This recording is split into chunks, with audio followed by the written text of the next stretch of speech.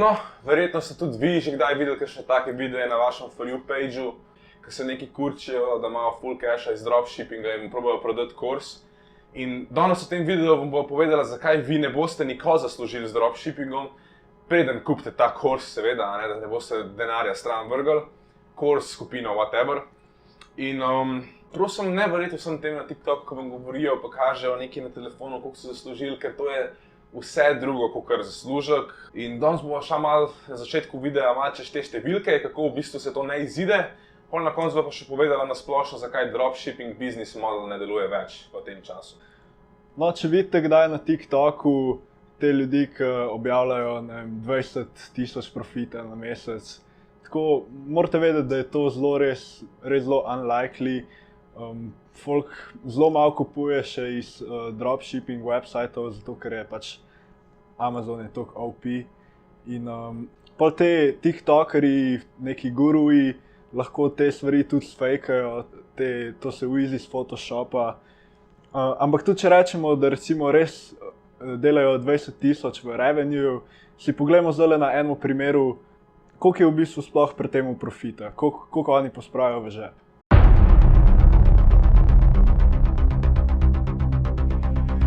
No, kakor vidimo, 70,000 evrov v salesih v zadnjih 2 letih. No, to se na pogled zgleda ful jako, wow, 70,000, no. No, pa dajmo upoštevati, da so povprečni marginsi pri dropshippanju od 10 do 15%, pa mu dajmo benefit of the doubt, da recimo ta oseba, ki smo pač, recimo, da ima 20% marginse, se pravi iz prve je to iz 70,000 salesov v 2 letih prišlo na 14,000 evrov revenueja v 2 letih.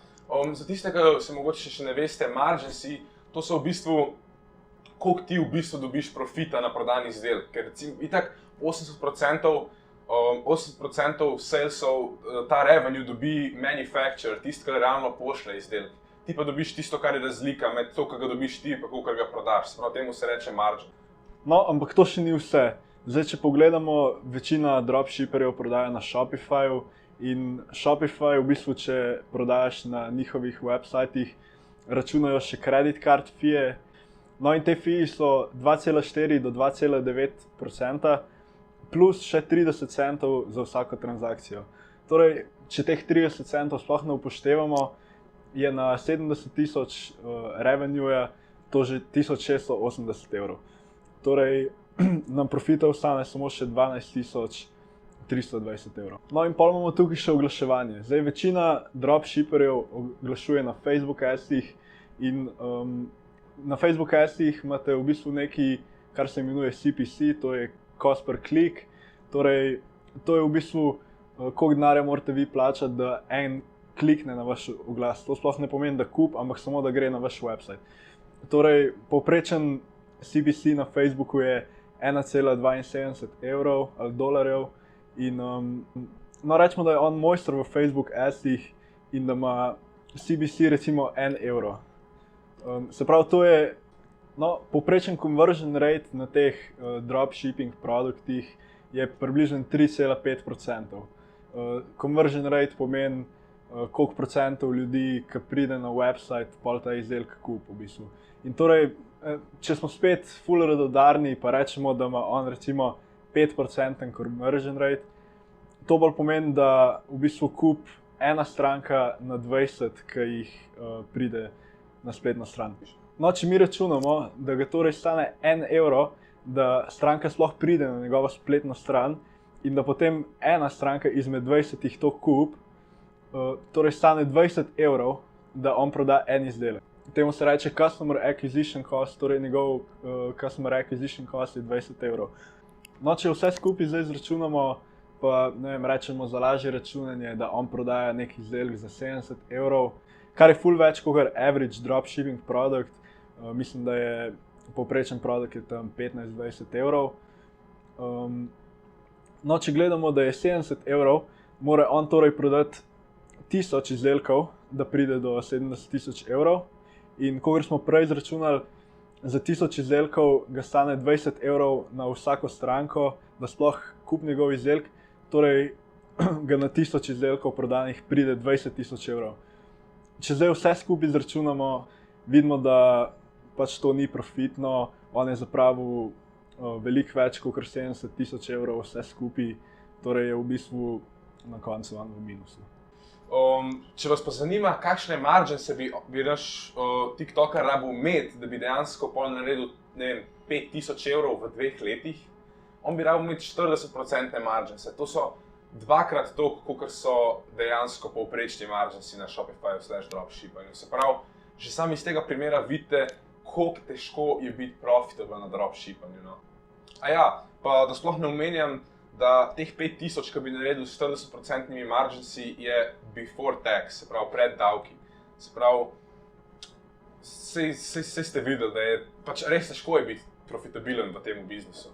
No, zdaj, ko smo si pogledali ta primer, koliko je v bistvu težko biti profitabilen z dropshippingom, si pogledamo še malo bolj na splošno dropshipping in zakaj je ta biznis model že dead, že par let, v bistvu zakaj ne deluje več.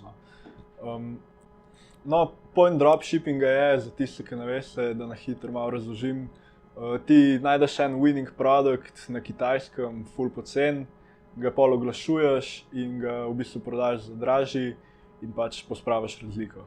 Ampak kaj je tukaj problema? Ne? Se pravi, mi vemo, da za zaslužek denarja rabiš ti svojim strankam providati nek value. Ne? In kaj to pomeni pri prodajanju produktov? Kakšen value morate vi prodajati svojim strankam?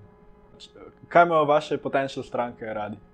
We know customers like low prices, we know customers like big selection, and we know that customers like fast delivery. And those things are going to be true 10 years from now. They're going to be true 20 years from now. So we can count on those things and we can put energy into them. No, kot ste videli, točno to ima radi, kar je rekel Jeff Bezos. In glih tle pride problem. Noben dropshipper ne more kompitati z Amazonovim fast deliveryjem, kvalityjem in veliko izbiro. Zakaj bi kdorkoli iz dropshippanja vzel, da dobi v enem tednu, 2 tednih, v enem mesecu, če lahko iz Amazona dobi probably isti produkt, ki ga že vsi prodajajo, za probably cenejši kot ti, ker Amazon ne rabi toliko velikih marginsov in ful hitrejši kot ti. Se pravi, ti v bistvu kot dropshipper v tem času skoraj nič value ne provadaš nobenemu customerju, ker imajo vsi boljše alternative, ki so bolj safe, z boljšimi reviewsi, vse. Se pravi, iz prve najbolj pomembno pri vsakem biznisu je ti, da providaš value. In v dropshippingu ti ne providaš nobenega tazga dodatnega value customerju.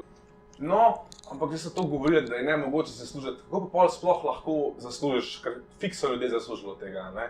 No, res izjeme so profitabilne v tem biznisu in temu se reče v bistvu first movers advantage. Kaj je kakšen trend, kaj je kakšna sezona, pa ti najdeš nek produkt, ki še nikjer ni, pa ga hitro dropshippaš, boš imel tisti gap ene par mesecev, ki še folk ni skonto za ta produkt, ampak je pa zelo dober in ga folk kupuje.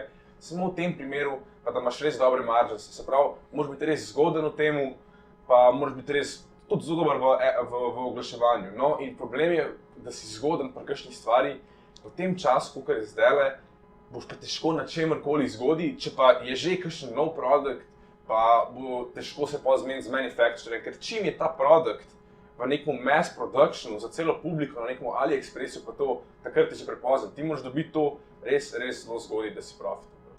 No in kakor ste videli, zaslužek z dropshippingom je res redek, tako zelo malo folka res zasluži z dropshippingom. No in s tem videom smo samo hoteli povedati, preden začnete z dropshippingom, da je res veliko boljših biznis modelov obstaja in boste več denarja zaslužili z njimi.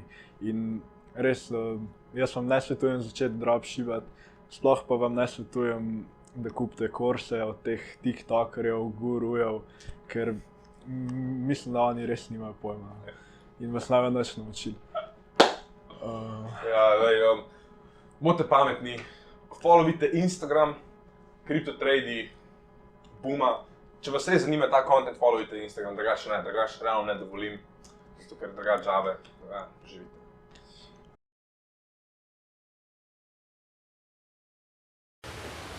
Smejali so se mi, ker sem delal za minimalca, časi se obrnejo, naštudiral sem svoje, zdaj sem pa na lepi plažici.